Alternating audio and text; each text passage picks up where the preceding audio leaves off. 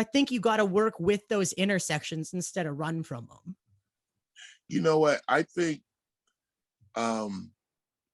if you share the privilege, right? So like if sometimes I'll be the fake boyfriend. So if we're at a bar, right?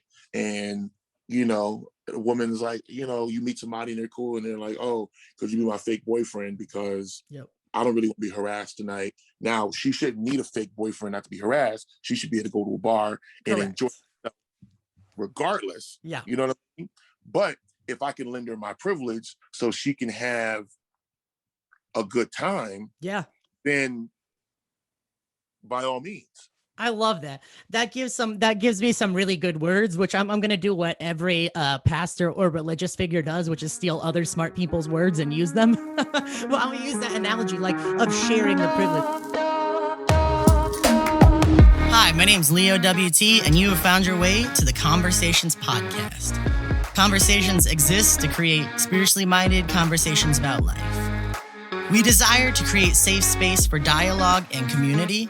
We desire to come together regularly and intentionally to generate conversations about life, belief, and the intersection of the two. Everyone is welcome at the conversation. Hey friends, what's up? My name is leowt, and I am here with Conversations. We're doing a pre-recorded episode today, but I'm really excited for the guests that we have on today. I could not be more pumped to talk to my friend that you see here on the screen. Basically, I am just a random queer person living in rural Western New York who's trying to be an ally and trying to do what I can while I'm here, even though I never wanted to end up here, right? I didn't want to come back from the city to here, but here we are. And so what I found when I saw my friend here on Facebook was actually a person who has a lot of similar practicalities, but we come from different social constructs in terms of race and in terms of urban versus rural. And so I thought, you know what, I'm going to reach out to this dude, toss a Hail Mary and see if he'll come on my podcast. And lo and behold, he said yes. So I'm really pumped for this conversation today. And I'm going to go ahead and let my guest introduce himself.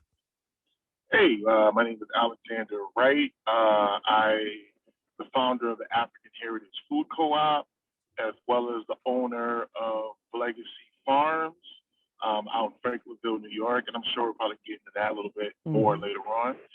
Super excited to be here and kind of hang out. It's funny, we started in doing stuff in Franklinville, and then I got an inbox from this Leo guy, and I'm like, who's Leo? And, and we're here. So I'm very excited. I'm excited about being here and looking forward to this conversation. Absolutely. I just started. So it came up on my time hop yesterday. So a year ago yesterday, I sent my first question to my friend saying, hey, what do you got to do to start a podcast? A year ago yesterday. And here we are. And what that means is I messaged you because Alexander and I've been messaging for a minute. I messaged him, seconds after wanting to start a podcast, and we're finally getting to chat. So I really am just a random person trying to do what I can in my part of the world to make a difference, and I'm really excited because it seems to me like my man Alexander is doing the same thing. So for those of you who don't know Alexander, I found him via a Spectrum News article about this thing called Blegacy Farms. And I was like, yo, what's this? So I looked into it a little bit further. And it seems to be this really dope initiative that Alexander has started. So I'm going to ask him to give us just a little bit of an introduction to this enterprise that he has. And we'll go from there. Yeah. So Blegacy Farm started two reasons.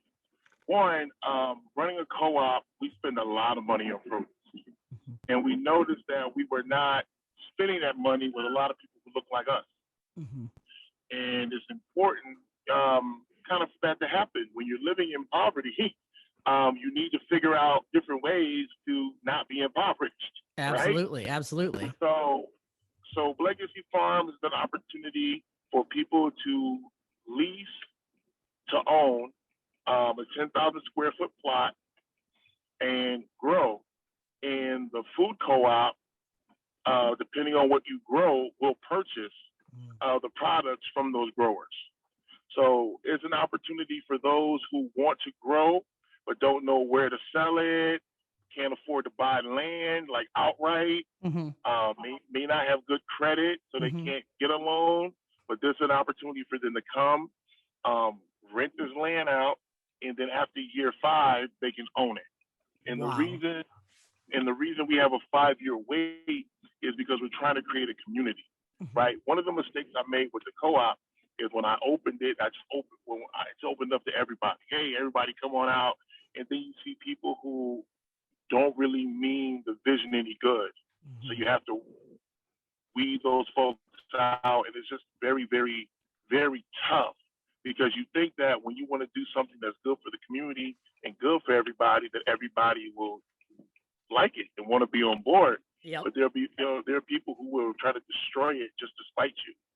And absolutely. anyway, there always is. Isn't that so weird? You're like, bro, I'm not getting compensated for this. I am just trying to do this thing to make the world a better place. And then you see people come from within and try to come at you. Is that not the strangest thing? You know, man, I look, I had people in the city, this small faction. They're like, oh yeah, he's buying his vegetables from a brown field, and that's why he can do it cheap. That's why he can. And it was like, no, stupid, I do it cheap because we're poor. Exactly. No, stupid. Listen up. We understand our social setting here, and I'm just trying to, like, we're poor. I'm trying to make this workable for all of us, you know, man. Right. It's always like everybody thinks like, oh, this is a good idea. But when one person steps up and takes that initiative, they're trying to come at your throat or like come at you sideways and be like, listen, he's doing this for this reason or that reason. And you're like, I'm trying to help you. Right. That's wild. Right. So so you started with the co-op. So how long ago did you start the co-op? 2016. Wow. Okay, cool. So you've been at this for a minute. Yeah, we have a presence, and we have physical locations in Niagara Falls and Buffalo. Awesome. But we serve everyone. Okay. We serve from I don't know if I'm doing it right, but like Akron, like Lockport, Akron, all the way through close to Cattaraugus County, because there's a church pantry out there that we supply. Okay. So we go through a bunch of different counties. Man, that's so cool. I think one of the coolest things that I saw, because I was like, oh, this is dope, like an opportunity for people to rent own farmland, because like, no matter how urban we get as a culture, there is something about working with the land, right? So I got into your article for that, and then I saw the co-op, and then I started investigating all of the advocacy that you're doing in general. And what I think is the dopest thing about what you're doing is that it's holistic. It's not just one thing. You are looking to make moves that empower everybody from start to finish, especially people like you said who are Black and urban and live in areas that are underserved and are not able to access fresh produce. That's some genius next level thinking, in my opinion. Well, I appreciate that, and here's the thing too, because while we're talking about organizing, I'm definitely Black forward, Black first, because that's what I am. But what I've noticed is I have more in common with, in some regards, I have more in common with a poor white person than a rich Black person. Yo. And right, so if we could somehow organize, because they tell poor white people, hey, at least you're not an N-word. Right? That's basically what they give. Yes, that's exactly what they've done from the beginning to separate us. Yeah. And they treat poor white people like trash, but then they tell them it's the Black person's fault that you're being treated like trash. Yo, they sure do. And the Black person's like, dude, we can't affect your life in any way. Like we don't have the power or the money to affect you. Yeah. In any way. The people that are and it's like this. It's like, it's funny. It's like everybody's getting screwed, right, on different levels, right? So like if you're white, you get the tip and like some of the shaft. Yep. And then if you're a person of color, they're balls deep in you. And it's just like everybody knows they're getting screwed, right? But like nobody is punching the person wielding the, like we're fighting each other and we're both getting screwed. Yeah. And you know what's wild is that's the way that, I used to be really disenchanted. And this is a point of privilege for me, which I fully acknowledge because I didn't know this from the beginning. My lived experience didn't teach me this, but I learned through proximity to people who were marginalized in other ways, right? I learned that the system isn't broken. The system is working as it was designed. And that was a big realization for me. And I have to and continually have to admit that was a point of privilege that I didn't grow up knowing that. But from the beginning of our country, it was indentured white servants and black, or it was like indentured white servants and enslaved black people. And we got together and we were like, fuck this shit, man, let's burn down the Capitol. And then after that, they're like, oh, we got to come up with a way to separate them. And all it took was one idea, which was at least you're white and not black. And that was the whole dividing force. Yep. Because if we really start to say, look, you're broke, me too. Mm-hmm. But I work hard every day, and so do you. Yep. Why are we broke? Like we don't deserve to be, robbing Peter to pay Paul and deciding between food and life. Like but the 1%, 2%, 3%. Yep. Are getting rich off of us. Yep. And we and it was crazy. So in the and they've made the playing field so crazy that even when you try to come out of poverty, there are so many obstacles. Like for example,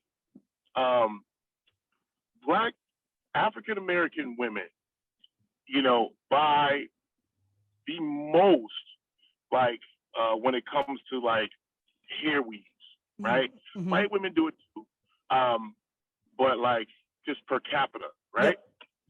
So I was thinking, hey, we should do a hair store. Like we got a food co-op, we need to do a hair co-op, mm-hmm. right? Mm-hmm. Well, when you start calling these hair suppliers, you find out that these people who are already in my neighborhood who don't look like me, who don't give back to the neighborhood at all, have exclusivity contracts with the hair people. Yo. So even if I said, you know what, I want to do this to get hair, and I want to hire people from the neighborhood, and like we're doing with the co-op. We would have to find a place like in Pennsylvania, mm-hmm. and I've actually thought about this. I'd have to get a warehouse in Pennsylvania, get the stuff shipped there, and then truck it up here just to be able to compete. Wow. Because the top selling brands and the things like that people want, these folks have exclusivity contracts. And what happened up here like 3 or 4 years ago, Boost Mobile, so we had a brother who had a store, and it was a variety store, and in that store, he also did like, you could pay your phone bills, right? Mm-hmm. So like he had Boost, he had Cricket, Mobile, like the newer brand, right? Yeah. So someone not from the community opened up a Boost Mobile store next to him, right? And then told Boost that because that person has a Boost Mobile store, but all their cousins and their family, they're like 8 stores. Yeah. So they told Boost, if you allow him to sell Boost, we're going to stop doing business with you. Bro. Right? So this poor old Black dude, just making it, is now his business is damn near crippled because, of what they're allowed to do. And that's that privilege. That's that money. That's that power. Yeah. That's that master flex. Yep.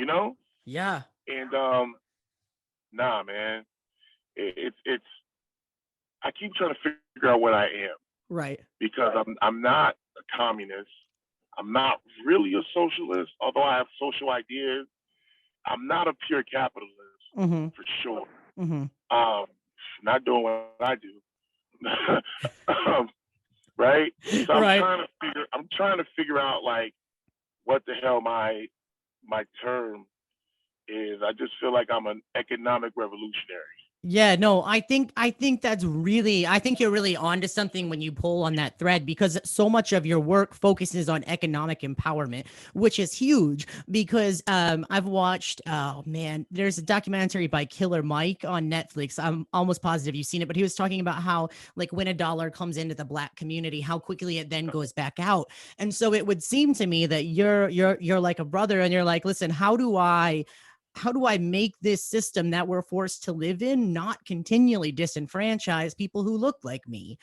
Because in this, like you're saying right here, like Boost Mobile is still getting paid either way, but you're seeing someone Right. come in and the fighting is here when the fighting needs to be here. You know what I mean?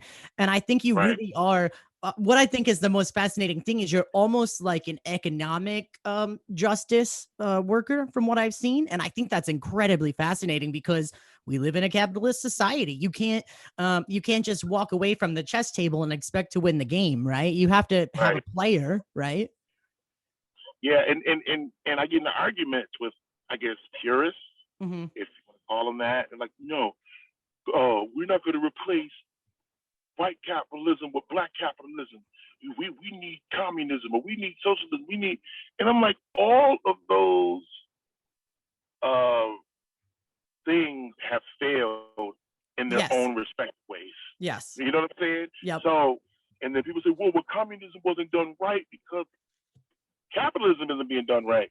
Because capitalism is supposed to be a free market society to where anyone can start a business, and Yep. the quality of your product is what brings you to another level.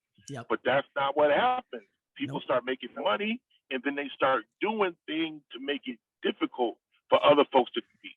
Exactly. And they do it within a system that's already innately based on racism. Like we already know that it is so much harder for someone with Black skin to walk into a bank and to acquire a loan. Like these are proven facts. And if anyone wants to fight me on it, get the fuck off the feed, because we are not even having the same conversation if you can't admit that there's racism in the system. But so here you have almost overlying oppressors or overlapping oppressors of capitalism and racism, and they're all coming down to the point where your man can't sell his Boost Mobile and pay his bills, you know. And instead of fighting these bigger systems, we're fighting with people. And I think maybe perhaps one of the biggest hallmarks of people who are going to be real leaders is they have to attack problems and not people. And I see you attacking a problem, and I think that that's really freaking inspiring, because my brain wouldn't have ever gone there, wouldn't have worked that way, but your brain is doing that, you know. Yeah, and for me, it just was, I don't know, it just made sense. Like, Yeah. you know, some people look at a piano and they know what to do with it. Yeah. You know, me, I looked at this and I was like, okay, well, the biggest problem is all of our money goes elsewhere. Mm-hmm. And I tell people, if I could put a blanket around the hood Mm-hmm. for its money, like just, you know, because Yep. when you think about a blanket, right? A blanket doesn't really keep you warm. Mm-hmm. A blanket just traps in the heat that you're already emitting. Yeah. Right? Yeah. So if I could put a blanket around us to where the cash that we're spending cycles back through, right? Not, and the thing is this is the African Heritage Food Co-op, right? But we can do an Italian Heritage Food Co-op. We can do an Irish Heritage Food Co-op, or we can just do a whatever food, this community food co-op, if there's a lot of different ethnicities in that community. You know, so it stays there. And when you look at wealthy communities, that's what happens. Yeah. People live, you know, people work, and the stuff that happens there, the money comes back in. They're, you know, they have it all put together like that. Mm-hmm. For us, you know, I mean, then again, there's so much corruption and craziness. There's like, you know, all this COVID money is coming in. Yeah. You know, and if you start tracing it, you're like, what the? Insert expletive here. Listen, give me $70 million. Mm-hmm. We'll do something wholly different with this. What? You know, you know what we would do? Yeah, You know what absolutely. I'm saying? It would be, people would be, if not hard, No. if not, what the solutions aren't hard, and you don't have to be overly intelligent to do it. Mm-hmm. But you just have to, one, want to do it, and two, be brave enough to stand up against the people who want status quo. Yeah, absolutely. So somebody called me a communist yesterday, day before. Oh yeah, well no, they were trying to help me, kind of. It was, oh, let me help you package what you're doing, because you just sound like a socialist, communist kind of person, talking about a co-op. Let me help you reword it to where, and I'm just like, sure. Nah, bro. I love it.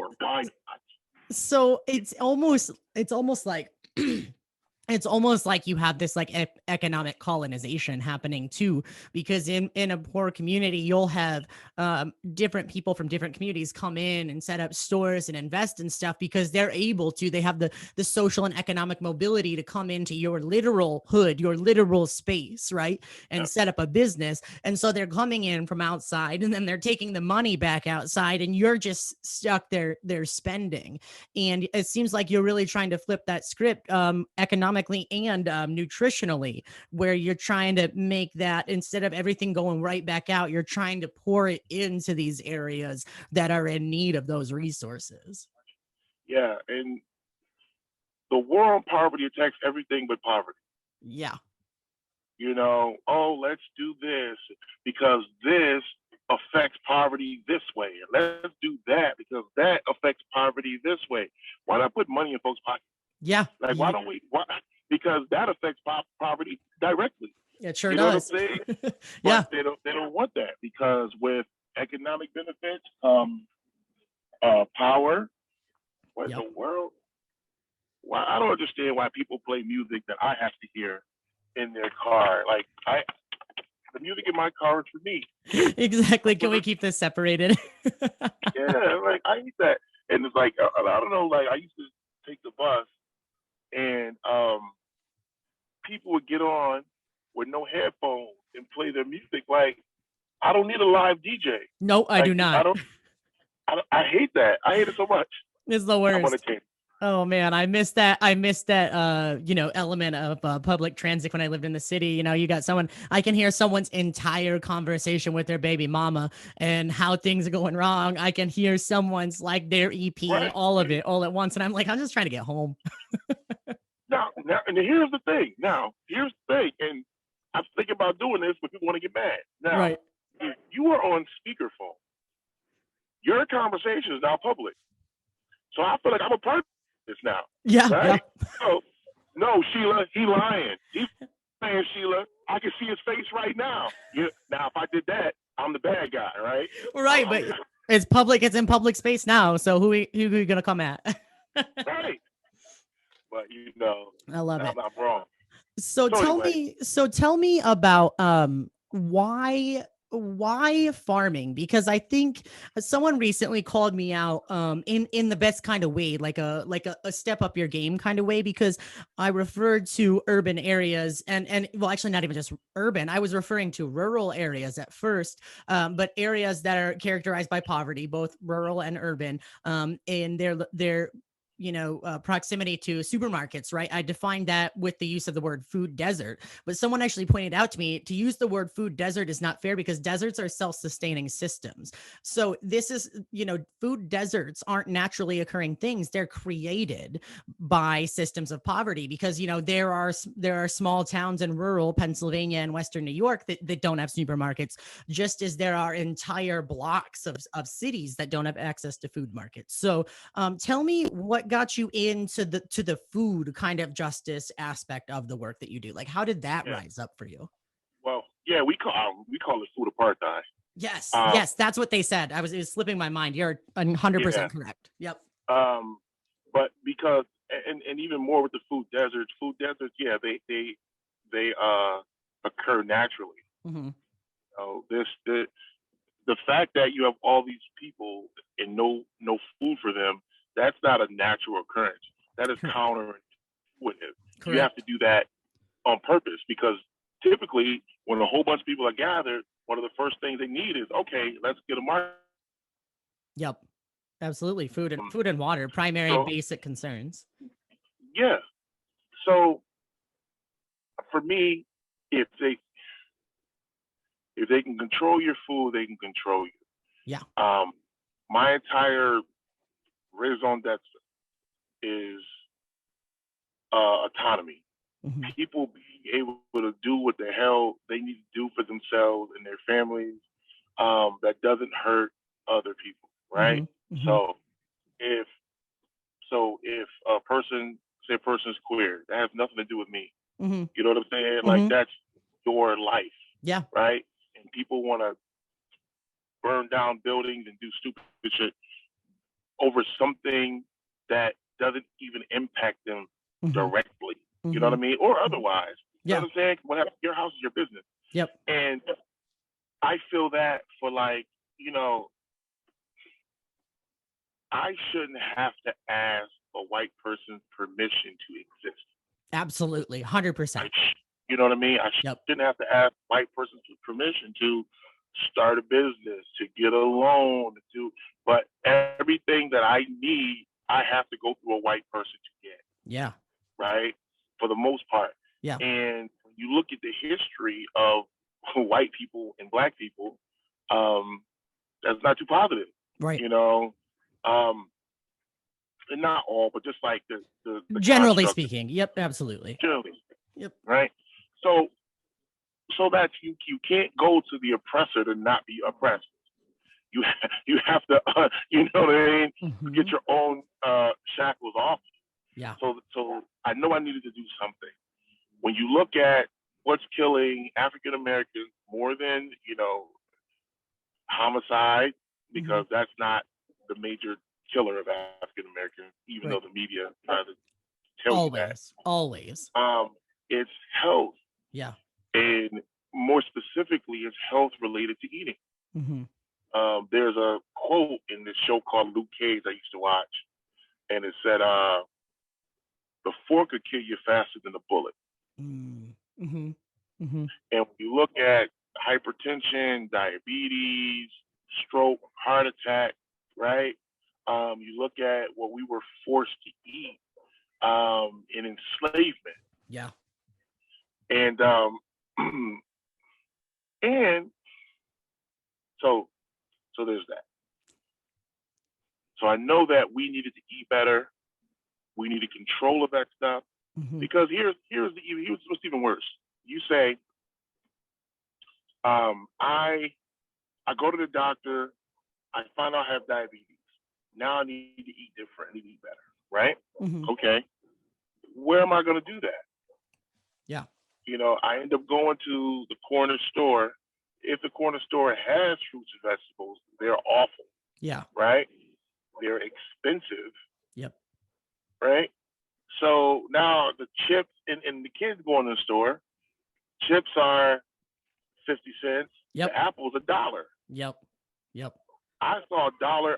And the thing is, that just shows what you're allowed to do in certain neighborhoods. Yes.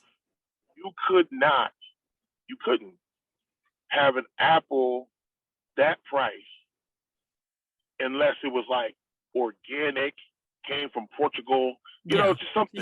Yeah. Right? Yeah. That's when you get, but just regular old New York State Empire apples, $1? Yeah. Get the fuck out of here. Yeah, get out of here, man. Like, that's crazy. Right. So that's how that started. And there's this article that the USDA was forced to publish about the racist effect of the New Deal. Mm-hmm. So the New Deal gave a lot of subsidies and monies to farms, mm-hmm. but it put the power in the hands of the state to distribute those funds. So what happened is the black man he needed a tractor, couldn't get the tractor. Mm-hmm. He needed to get this, couldn't get that. The money was there, but they didn't give it to him. Mm-hmm. They gave it to the white person, right? So a lot of black folks end up having to sell their land because they couldn't get what they needed to maintain and go for, Right. So land was stolen. Yeah. Again. They stole it again, right? So it's like when I bought the farm out there, I just wanted to give people an opportunity to get back what was stolen. Absolutely. Yeah, absolutely. I mean, because if you're looking at the history of slavery, like that's what you were farming, like, and like you said, they stole you and then they fucking stole your land. Like, that's crazy. Yeah. Like, how many more things are you going to steal from the same group of people? Anything they can. We know that now. Yeah, exactly. Otherwise, it's crazy. It's crazy. Like, I for the life of me cannot understand people who try to deny these things. They are facts, like they happen. You know what I mean? And I never really thought about that New Deal piece because admittedly, like, I'm not a history buff, you know what I mean? But I've been learning so much recently, especially since this past summer, through different intersections of social activism about American history, and just more and more seeing those pieces that were literally racism baked into the system. You know what I mean? There's a guy named Mark Charles. He's a Native American historian and philosopher or theologist, and he gave a TED talk about how the phrase "we the people" is the absolute most misleading phrase in American history, because it was never about we the people. His TED talk is dope. He's actually coming on the podcast in a few weeks. But he talks about how just a few rows down from the phrase we the people, it goes on to say you have to be a white land owning male for you to be a part of we the people. There's no women, there's no indigenous people, black people aren't even a whole person. So we the people is the social construct that we're trying to build on, but we the people never meant we the people. You know what I mean? It wasn't a thing. Yeah. It's always been Colostra Nostra. Yeah. Like, the literal interpretation of Colostra Nostra is this thing of ours. And that's what America's been for landowning white males. Always. This thing of ours. Yep. Right? That's what this is about. So when you say, hey, I'm a person, I got rights, and they're like, oh, not really. Nope. We didn't build this for you to have rights. Yep. They never did. They never did. Right. And it's just like, for me, I'm just so sick of the bullshit, man. I'm sick of having to fight for things that are already mine. Yes. Yeah. Yep. Absolutely. So my right to be is already mine. Yes, absolutely. It's intrinsic. Right? So, yep. Right. I exist, so I exist. Yeah, exactly. It's not, it needs no outside justification. It needs no other clarification. Like, I am, therefore I matter, therefore I exist, therefore I have rights. Like, these things are intrinsic, and we have to actively subvert systems that try to say otherwise. And I think what's really interesting about what you're doing, and I before I did, I own a salon right now. And before I did that, I was a social worker for almost 10 years. And I worked both on the ground level and then in management, you know what I mean? Like administration and stuff. And so I saw that there's always a two-pronged approach that has to be taken in terms of social justice, because you have to have direct service, right? You have to have someone on the ground working, but you can only be so effective if policies that are, corrupt or racist or whatever, if those policies exist, you can only be so effective. And so I think it's really cool because you're attempting to take on both of those prongs in your work right now. You're saying, I'm taking my land back. First of all, I'm taking my land back. I'm giving it to the people that you guys stole it from. And then you're saying we're gonna fight the system by building a system that we don't need anybody else. I mean, that's very, from my understanding, that's very Black Panther. Black Panther is kind of an ethos. Like, you don't want to make a just system, we'll build our own system. You know what I mean? Yep. Yeah, Black Panthers, the Nation of Islam, yep. Marcus Garvey, yeah, Booker T. Washington, and many others. Yeah. But these do, and there's a lot of hate and fight. Like, what's weird what scares me, not enough for me to stop, but what Mhm. scares me sometimes is right now, like, I'm just like some voice out in the literal wilderness, Yeah. inviting people to do stuff, right? Yeah. My worry is what happens when people really start to believe me Yeah. Yeah. Yeah. Yeah. and really start to work together and start to build this thing that I already see. Right. You know, what does that mean for me at that point? Exactly. Like once right now is never threatening when there's one crazy dude out in the desert, right? Like there's like I'm admittedly like a Bible. I'm in seminary right now, so I might be out of category, but whatever. I'm reading the Bible a lot these days. And there's one crazy guy out in the desert saying, "Look at me." But then the moment that people start following him, that's when they're like, "Oh shit," you know what I mean? Now, problem. Yep, that's the moment when the empire gets concerned. Right. So I worry about that sometimes, but I'm hoping that what I'm trying to put together, if I'm successful, is leaderless. Yes. Yes. So there'll be so many people and so many prongs that you could kill me or Yep. you could kill somebody, but the movement doesn't stop. Exactly. Yeah. So that's kind of what I want to build. And that's why everything I do is like a we and Yeah. an us. Because if it's me, well, one thing I did is I went back and I researched different movements, Uh-huh. right? Because I looked in my hood, right?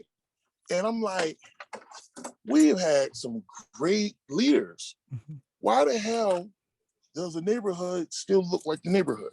Right. Right? Because, well, one, racism and white supremacy. Yep.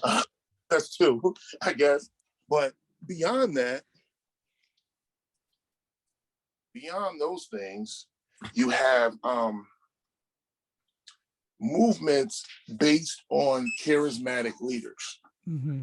right? Mm-hmm. So if you assassinate the leader, either in character Mm-hmm. or literally, then the movement goes away. Yeah. Sorry about that. Then the movement goes away. So I wanted to make sure that I didn't make that mistake. Right. And I wanted to make sure that there was succession planning, Mm-hmm. right? Yeah. So if I said, okay, this is Alex's grocery store, right? Then let's say I do well, but I do well enough to send my kids to private schools, and now they want to be doctors and lawyers because somebody told them being a grocer wasn't good enough. Right. And now I'm 80 trying to run a grocery store. Exactly. Yeah. There's no next generation there. Right. But if I do it, if it's a co-op, Yep. then the community is involved, and it may not be my son or daughter. Yep. It may be your son or daughter or your person. Yep. And you know, that's what I'm about more than anything. Yeah. But what's weird is sometimes it puts you in like this paternal role Mm-hmm. that people don't like. But you say, okay, step up. Yeah. Step up. Here the field is open. You know what I mean? You know, you don't want me to lead. Okay, lead. No. Exactly. You don't want to lead, you don't want to follow, and you don't want to get out the way. So what do we do then? Right? So then I gotta take on the mindset of move or we'll move you. Yeah, absolutely. You know, Absolutely. and that's weird because of the person who's about us and we, but that's the same reason Harriet Tubman carried a gun. Yeah. Yeah. You know, look, we're not going back. Yeah. You came this far. If you don't keep going, Yeah. you're getting shot. Yeah. Yeah, it's so true. And there's always this tension. It's so hard. As someone who finds themselves frequently in leadership situations, I just haven't have a skill set that, really Yeah. lets me be that guy a lot. But as someone who finds themselves in leadership situations, there's always people who are trying to come at you saying you're doing it for your ego.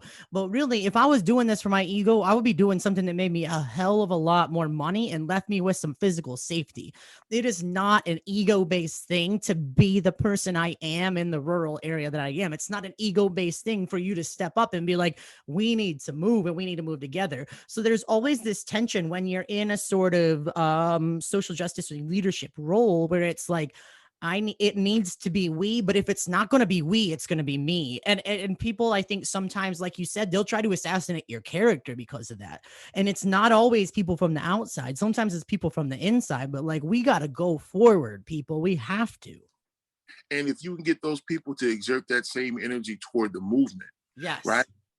And the thing is, like, I've even worked with people where I'm like, okay, well, look, why don't you lead this part? Mm-hmm. Why don't you know what? Hey, you're good at this, right? Yep. Why don't you lead this part? Yep. They don't show up. They're inconsistent. Yes. Right. Yeah. And then you got to pick it back up. Yes. You're preaching to the goddamn choir right now. Yeah. So now pick it back up. And then they're like, oh, well, I'm doing this, I'm doing that. No, we're not doing this. We're doing it like that. We're going to do it like that. Yeah. Yeah. Well, don't have an attitude. Yeah. Right. And also what happens to me is it goes from our thing to my thing, depending on the responsibility. Right. So when the cameras are around, like I had one guy was getting girls off of wearing a shirt talking about, yeah, I'm one of the founding members. I'm so you're boom, right? Yeah. And this dude wanted to come when he wanted to come. Like he just didn't have the commitment. But the way he was talking to those women, you would think that I had somebody really tell me, oh, you work for so-and-so, right? And I'm like, yeah, I guess that's what it is. But we're going to have a conversation when I go back to his office. Well, okay, yeah.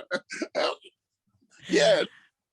And the thing is like, we only have so much energy, like as humans. And I think we even have to look at movements in almost terms of being a vehicle. We only have so much fuel, and we cannot spend our energy going down these side roads because there is too much at stake. And so it becomes an either move or get out the way kind of situation where, I hate that because like, we don't have enough people in both your area and my area. We don't have enough people to be divided. We do not. It takes all of us.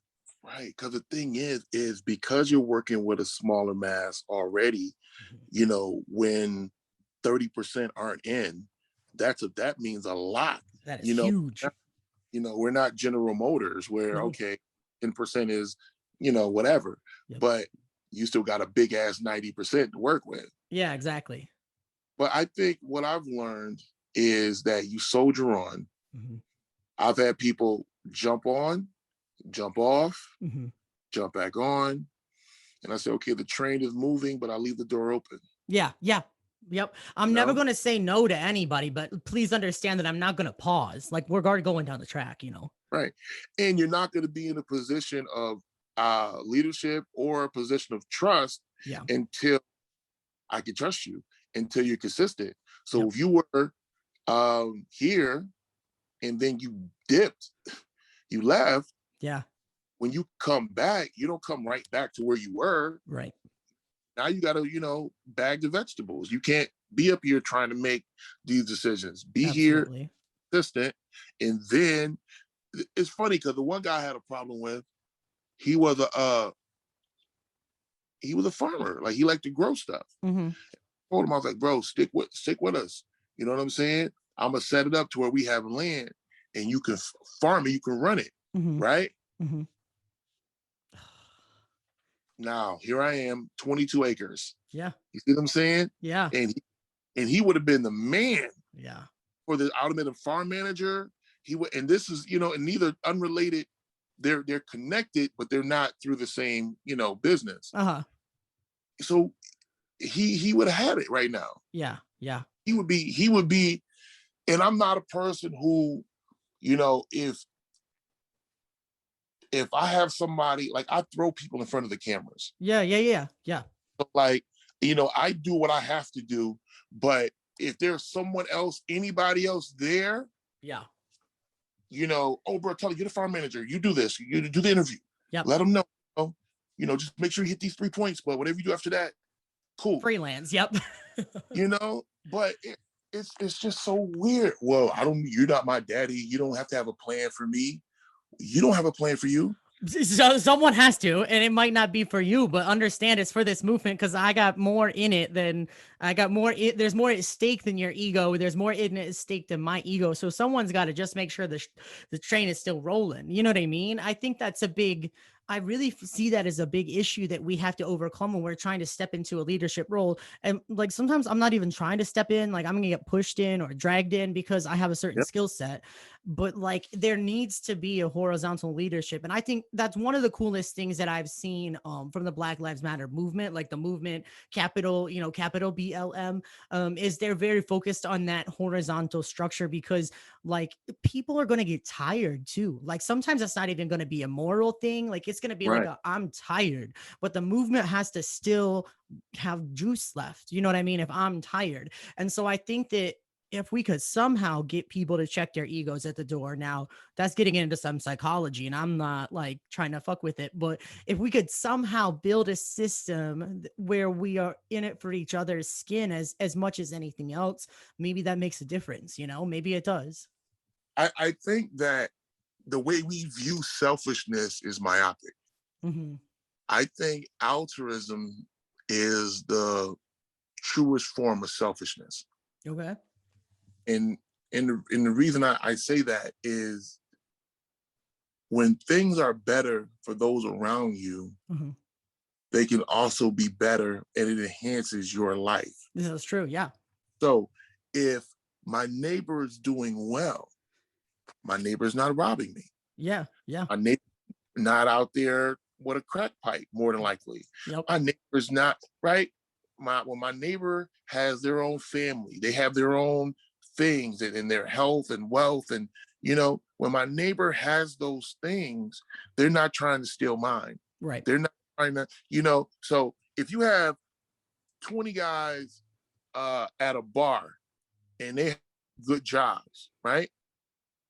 They might scuffle, they might argue, right? Mm-hmm. No one's going to get a gun coming back, blowing the place up. No. Everybody got to work in the morning. Yep. You know what I'm saying? Somebody might get punched in the eye, boom, all right, let's have a beer, it's over, right?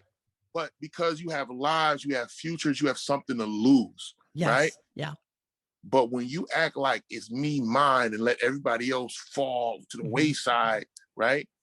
Now you have to spend millions on security. Yeah. At 500,000 into the community, and you wouldn't have had that need for the security.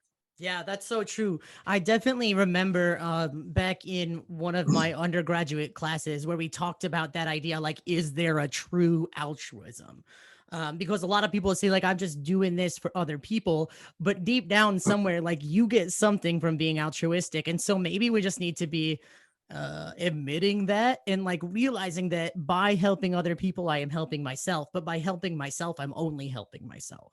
And so maybe you got to see that, like you said, you got to pull back that lens, not have that myopic viewpoint, and kind of understand this in a bigger context, Right.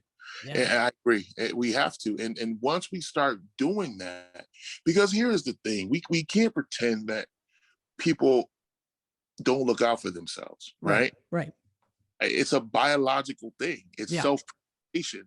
That's why you can't bite through your skin unless you're on something, typically, because you can't hurt yourself. Like, you know what I mean? Like, we're not built that way. Yeah. So we have to start selling it like that. We got to use the tools they use against us, against them, right? Media, advertising. We have to do those kind of things and start showing people, like the salesman stuff, right? Yeah. We have to, and it's crazy because you shouldn't have to sell something that people need. Like, right. Let me package this justice in a way that you can right? Right. Yeah. Why do we have to have an ad campaign for apples when candy bars just sell themselves? Like, not to bring it all back to food, but also there's a Yeah, parallel there. Like, why do we have to prove that we need to do this when it's blatantly in our self-interest to do this? Like, but I think that's a thing that a lot of social justice movements miss out on is you got to sell it.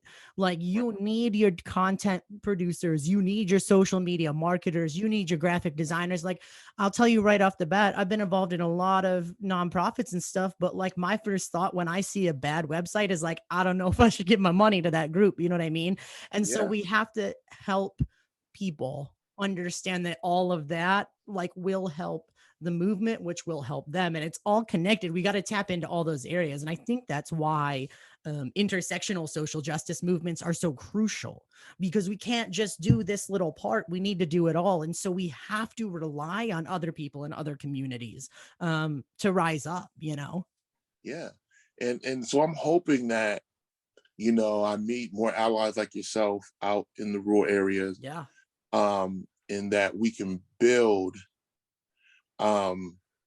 something Yeah. that that I can also build here in the urban setting Yeah. that can work together cross-sectionally. Absolutely. Yeah, as you're saying it, I'm getting like goosebumps a little bit, getting like all these ideas, because the reality is that we are in the same geographical area, you and I are. Yep.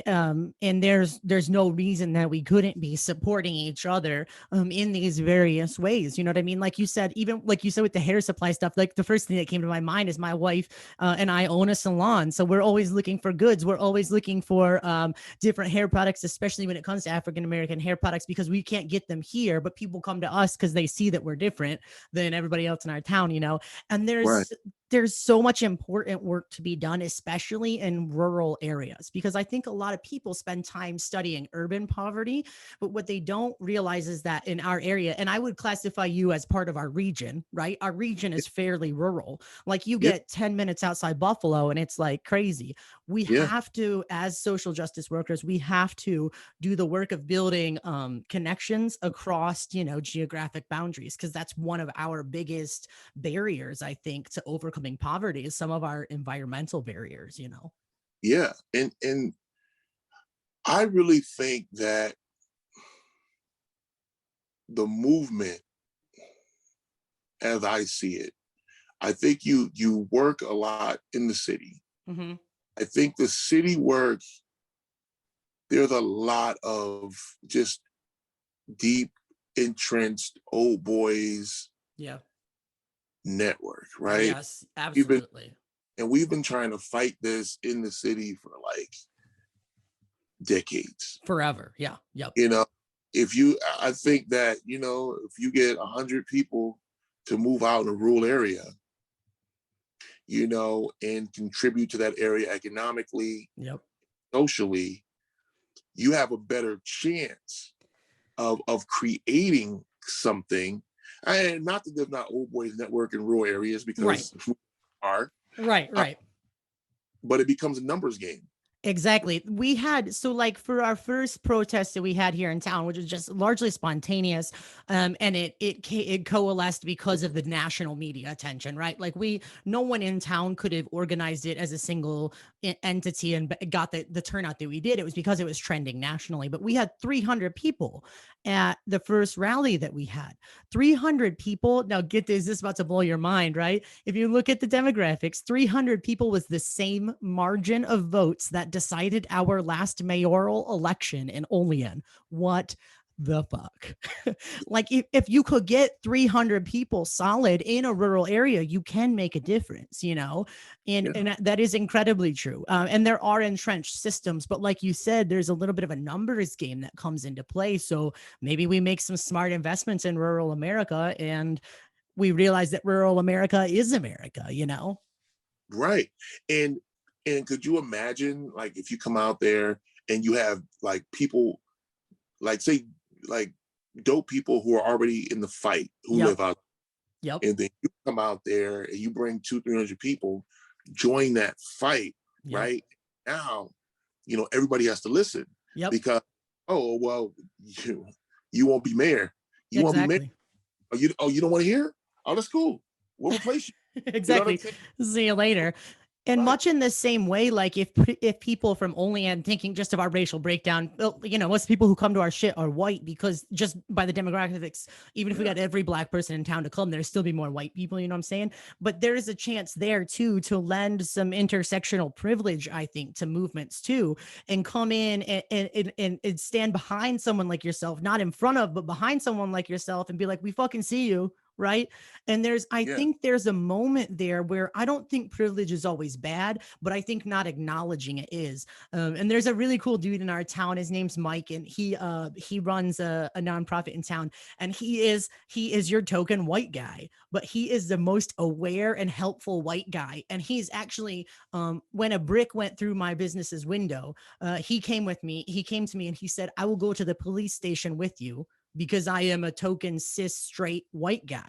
And so I think that's kind of a moment where we can lend our privileges and skills in the same manner. You know what I mean? Like you could be like, listen, I know we've got a community. We're going to bring some people. We're going to show up in numbers. And then we could be like, listen, I know like I look like a white dude, even though my story is much more complex than that. I can show up for you and be a white dude. You know what I mean? Yeah.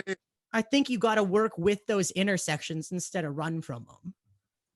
You know what? I think if you share the privilege, right?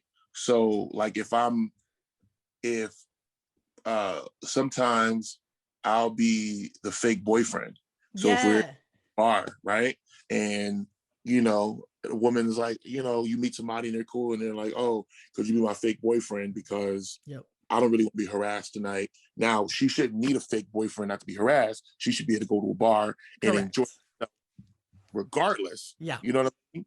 But if I can lend her my privilege so she can have a good time, then by all means. I love that. That gives me some really good words, which I'm going to do what every pastor or religious figure does, which is steal other smart people's words and use them. Well, I'm going to use that analogy like of sharing the privilege. And I think that's it. I don't think I wonder now, this is something I'm just processing as I say it. So if it's stupid, just be like, pass, and we'll move on to the next thing. But you know how there's this concept of there's enough food to feed everybody in the world, but the systems are broken. I wonder if there's a similar analogy we can draw with privilege, like that when privilege is spread out as it should be, and we say, fuck the system, I'm going to subvert the system and use my privilege in a way that it wasn't intended, but it should be. Maybe there's more privilege that we would realize and be able to utilize if we just did it intersectionally, you know? Yeah. Imagine if men use the privilege to make the world safer for women. Yeah. Instead of using it to harm, and you know what I mean? Like what if we created a place where, you know, all the ladies and LGBTQIA, I mess it up. No, you're good. I give you my stamp of approval. Yeah. Thank you. You know, I can say I have a gay friend, so you know. Yes. No, I got a couple of you. You're not alone. Sorry. But the thing, to where, because I remember in law school, I had a friend who's trans, and he wanted to go to the gym. You know, and he asked me, could you go to the gym with me? Because, you know, people would fuck with him. Yep. You know what I'm saying? And okay, cool. And I'm a natural like defender. So I went to the gym like on shit. Just like come at me. Yeah. I fucking dare you. Say something. You know, but we gotta do that. We gotta do that with each other. And we have to be wise enough and trust each other enough to let each other lead when the privilege can be used, right? So for example, like, okay, if I'm somewhere and people know you, respect you, you're that person, right? So I'm gonna let you talk. I'm gonna let you introduce me. You know what I mean? Like, yep. Right? Because in this area, they hear you. They don't hear me. Yes. Yeah. There's an exchange of social capital that happens. And I think like we've just kind of been dancing around this in a circle, but like coming closer every time I say it, but like let the social capital be used when it can be used, because listen, we're fucking beating them at their own game when we do that. Because I'm coming in, I'm like, you cannot deny my credibility because you fucking know me. You see me every day. You know my character. You know what I do in my community. And this dude, Alex, he has my stamp of approval. So you might not give him two thoughts, but you're going to now, right? And we're gonna call him out on, you know. Yeah, man, and I think that's cool. And I just hope that you know, the people that are watching this or you know hearing this, maybe they're in the kitchen cooking while they have it on. Yeah. You know, link up. Yeah. You know what I'm saying? Like link up and be the change where you are. Yeah. I love that. You know, I just, you know, because there's a coach, you say, and he was like country, so he said it quick. Everybody do a little bit, everybody got to do a lot. Everybody do a little, everybody got to do a lot. And basically what he said, I'll slow it down. Yeah. Everybody does a little, no one has to do a lot. Absolutely. Right. And I just, you know, I got to run to a next Zoom call I have, but that's all good. But, you know, thank you, man, for this time. Yeah. We need to link. Yeah, we do. We got to make that happen. I don't know if you like beer or drinks, but let's do it. I do. Would you do me a real solid real quick? I'm going to get you at you after this about hooking up. But would you just real quick let me know if there's a way, or can you share with the people who are going to be watching this, is there a way that they can contact you to support your work or to just like offer their accolades or whatever? You know what I mean? I'm not letting any haters through, but however they can contact you. Yeah. You can definitely email us at blegacyfarms@gmail.com, blegacyfarms@gmail.com. Right. We're on Facebook, Blegacy Farms. And, you know, just message us, reach out. And then from there, you know, we have numbers and stuff too. Cool. But I don't know. Well, what's the age, what's the demographic of your, they more? We got everybody 18 to like 80s watching this. Okay. So it's very intersectional group. Okay. So 716-382-8627, 716-382-8627. You can call, you can email, you can now for Blegacy Farms, we need people who are experienced in farming. Okay. We have new people out there. We're going to need, you know, any kind of assistance that people are willing to offer. Yeah. We're here. All right. We will send out, I'll send this out through Conversations, but then I'll also send it out through the Olean Regional Justice Coalition and see if we can put the word out, because we definitely have farmers in this area. So I got to say thank you so much. This was a very refreshing conversation. I will put all this info in the show notes, and I can't wait to talk to you again, my man. You have a great night. Thanks, man. You too. Appreciate it. See you later. All right. Bye. Thank you so much, everybody, for watching. This has been Conversations with leowt. I'm definitely going to have to post this also on the official Olean Regional Justice Coalition page, because there's definitely some opportunities for some intersectional social justice work here. I got to say that I'm really excited to have talked to Alexander. I'm really encouraged because it reminded me that there is enough privilege and there are enough resources to go around. But like he said when he was wrapping up, we have to connect. It takes all of us. If everybody does a little, no one person should have to do a lot. So let's join hands and let's work together. We all know there's much work to be done in our area. So let's join hands and let's link up and let's move into the future together for progress instead of staying stuck individually here in the status quo, because the status quo only works for the people it was designed to work for. Thank you guys so much for watching Conversations. If you want to get more involved, you can go to conversationsofficial.com. My name is leowt, and I will see you back here for our next video. This has been the Conversations Podcast. Thank you so much for joining. If you have any questions or comments, or just want to get involved, feel free to join the conversation on social media. You can find us at Conversations Official on Facebook, Instagram, and YouTube. And please don't forget to rate, follow, and share this podcast. We're available on Anchor, Spotify, or wherever you get your podcasts. Thank you so much for joining the conversation.